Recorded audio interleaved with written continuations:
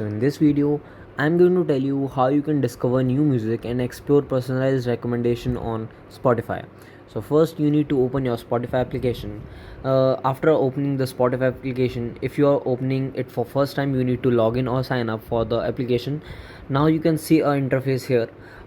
If you have created if you have created playlist already, then it will be shown on at the top, and you can just scroll down, and you can see here many recommendation from Spotify. So you can just click on any playlist, for example, made for my this is this these are the playlists made for me from the Spotify. I can just click on that and play any of the songs here, and these are the personalized playlist Spotify created for me. Okay, so this is how you can explore many other music here. You can go and click on top 50 music in India and globe. You can just explore these page and explore your personalized playlist as well.